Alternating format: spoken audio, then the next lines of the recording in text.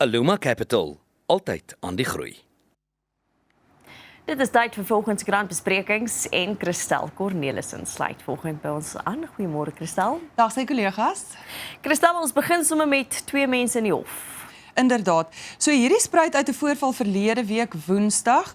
Dit was 'n man en 'n vrou, Michael Swanton en sy vrou Stephanie. Hulle was op die pad gewees en na bewering het hulle gery en hulle het blou ligte agter hulle gesien en hulle is gesê om af te trek. Klaarblijklik oor 'n vermiste agterste nommerplaat. En dit lyk vir my toe Michael terugloop om die mense, die blou ligte wat hom afgetrek het, se besonderhede te gaan kry. Jy weet, hy's kort daarna is hy doodgeskiet langs die pad. Nou die twee mense wat betrek word is leiwagte van Douglas Maimane, hy is die burgemeester van die Madibeng munisipaliteit. Die kommer hier is die breë prentjie. Ons is almal in die pad, baie keer is ons noodgedwonge in die nag op die pad. En ek dink ons almal het so klein bietjie van 'n vrees vir wanneer 'n blou lig ewe skielik langs jou verskyn. In die stad voel 'n mens dalk baie keer jou kans om dit te oorleef is dalk beter. En ek gebruik nie die woord oorleef ligtelik nie. Hier is iemand doodgeskiet. Is hy doodgeskiet omdat hierdie twee se verweer is dat hulle gedink het hulle is die slagoffers van 'n kaping. Dit skep geweldig baie vrae. Hulle is gewapen in die eerste plek, hulle het blou ligte. Hulle moes een of ander vorm van opleiding waarskynlik gehad het indien hulle iemand se leiwag is. So hoe bang kan jy wees om 'n man wat saam met sy vrou in die kar is na bewering dood te skiet? Dit moet 'n baie groot vrees in jou wees wat vir my moeilik is om te begryp. Ek dink wat my bekommer is daar's in sekere groepe in Suid-Afrika is daar mense wat elke liewe enkele detail van byvoorbeeld die ysskieterye in die FSA weet. En jy moet nie gaan na 'n whataboutism weet dit maak nie saak nie, mense moenie bekommer oor wees, maar hierdie gebeur op ons voorstoep. Mense het 'n heilige vrees vir wat ons ken as die blouligbendes, die blouligmafia. Ja. Ons almal weet dit, ons onthou die voorval wat op video vasgeneem is op die hoofweg. Ons onthou dit want dis op die hoofweg gewees. Daar was baie mense gewees. Onthou julle vir Collins Khoza, die man wat deur die weermag doodgemaak is, weer soldate. Weet mense, ons vergeet so vinnig wat om ons gebeur. En hierdie is eintlik vir my tekenend van 'n breër probleem, 'n breër vrees wat ons het van mense wat straffeloos optree.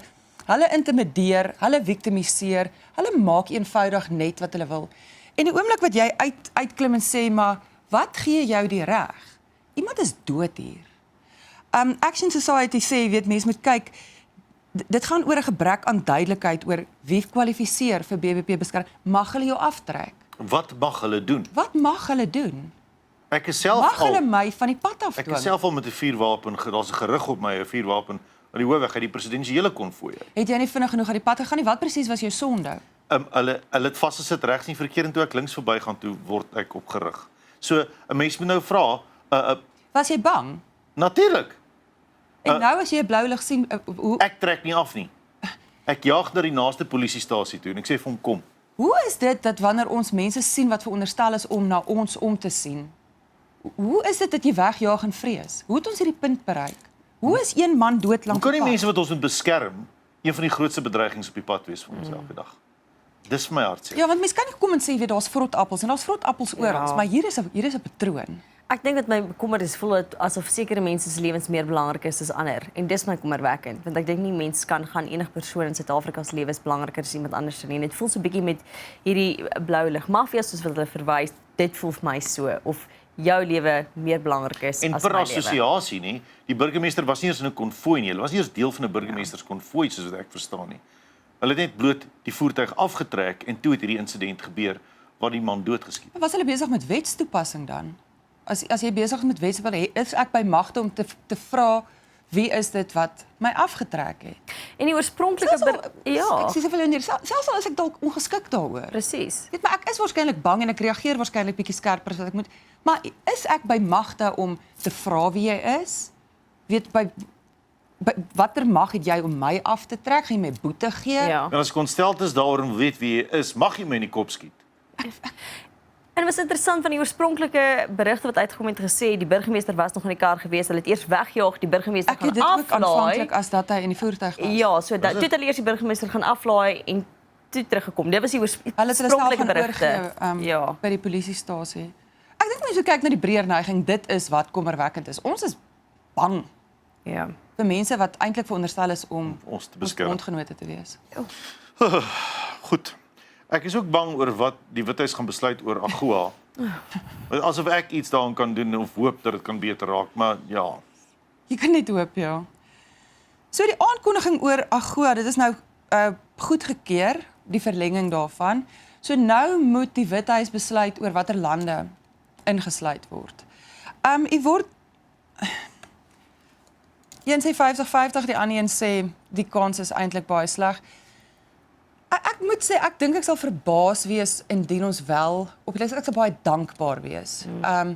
Ek dink vir gewone mense maak dit 'n verskil op voedselvlak kan dit 'n verskil maak. Nou daar is kommer oor ons praat van die Trump-tariewe. Gaan die Trump-tariewe dit nie eintlik neutraliseer nie. So daar's die Trump-tariewe en nou is daar AGOA, so in die middel is daar eintlik geen voordeel nie. Ek dink net ons in Suid-Afrika die laaste ruk nie regtig uit ons pad gegaan om vir die FSA te wys dat ons 'n bondgenoot wil wees nie. Ek het dit al van tevore gesê, jy hoef nie van Donald Trump te hou nie, jy kan baie mal wees oor hom. Hy's 'n man wat praat in die oordrywende trap, altyd. Alles is altyd groter en dan settle hy vir so klein bietjie hieronder. Hier in Suid-Afrika praat ons ook baie groot, maar waar ons nou gaan settle, dit is heeltemal 'n ander vraag. Ons kan nie iets by die FSA wil hê en niks wil gee nie. Jy weet, inteendeel, ons is openlik vyhandig teenoor hulle. Die Israeliese Charles the Fair. ja, ek wou dit nie sê nie. Daai man wat die land moes verlaat. Klaar, blyklik is dit omdat hier 'n Israeliese afvaardiging was wat mense wou help om toegang tot water te kry. Die Sioniste Vereniging het gesê, julle is kwaad omdat ons julle mense wil help om toegang tot skoon water te kry. Julle straf ons. Hierdie is amper 'n wraakding omdat die ANC se tekortkominge so duidelik blootgelê word.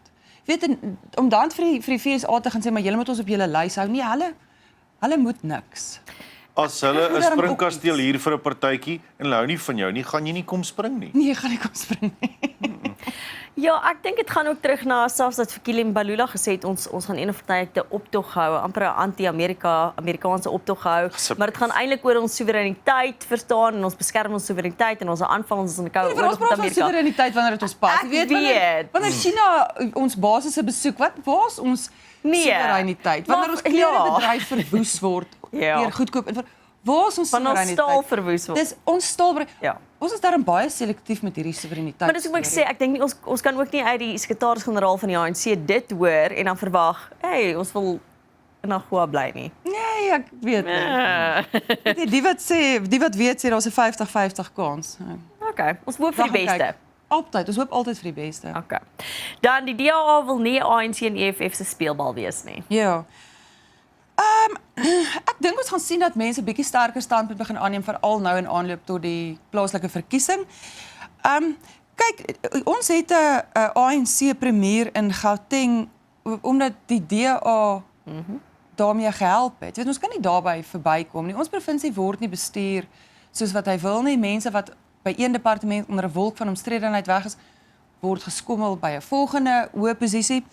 Dis goeie nuus as die DA sê hulle wil nie jy weet, hulle wil nie in hierdie politieke speletjie tussen die ANC en die EFF spesifiek betrokke word nie. Ek sien hy praat van die pingpong tussen hulle. Hierdie loop vir my saam met Julius Malema wat die naweek 'n lang toespraak gelewer het wat hy sê wit mense het niks te vrees nie. So dis amper asof mense bietjie sterker vir 'n sekere gehoor dalk begin praat.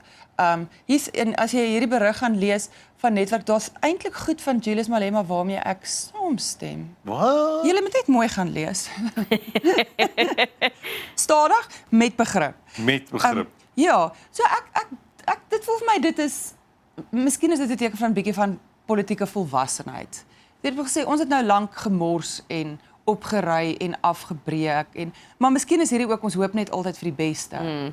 dat die DA sê, luister, ons sit voet neer, ons gaan nie in julle speletjies gebruik word nie. Die EFF wat sê, Julius Malema se geskiedenis vertel ongelukkig nou 'n ander storie. So as die kop sê wit mense het niks te vrees, sê Malema, dan wonder ek of is hy besig om heeltemal die waarheid te Ek praat. wonder of die res van die lui weet wat die kop sê.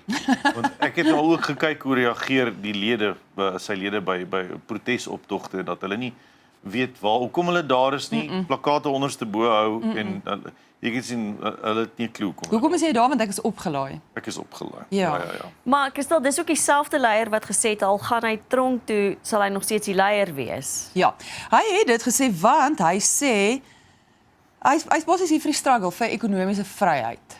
So hy is nie hier om parlement toe te gaan nie. Nee. Nee. Okay. Nou sinus glo. Hy sê hy het in soveel woorde gesê hy sal veg tot hy nie meer kan nie om uit die tronk te bly.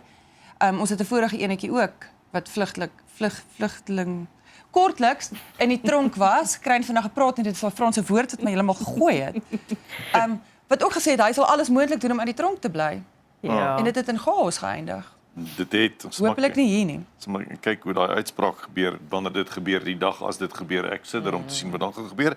Baie gebeure na mekaar. Dan, ons moet praat oor kos. Maar jy het almal baie mooi reg uitgespreek. Dit het gebeur Dis meer as wat ek kan sê vandag. Kosvermorsing in Suid-Afrika. Dit in my mond hang oop. En ek weet nie of julle dieselfde probleem het oor hoeveel kos ons weggooi. Ja. Dit breek my hart en my man is so kwaai oor kos wat weggooi. Want ek mens raak 'n bietjie moeg vir leftovers. Wat praat jy? Nee. Ek moet dit nou maar eet waarvan hou of nie. Ja, hy sê ook so julle moet eet. Ek het elders gelees hulle sê 1/3 van kos wat geproduseer word in Suid-Afrika dit bereik nooit iemand nie. Dit word net gemors. So hierdie navorsing gaan oor dit kyk onder andere na die koue ketting. So wanneer die koue ketting gebreek word, dit is wanneer kos afgaan. So dit word vermors. Dit kom van die plaas af, dan moet dit in 'n trok gaan, dan moet dit mark toe gaan, dan gaan dit winkel toe, dan gaan dit na ons toe.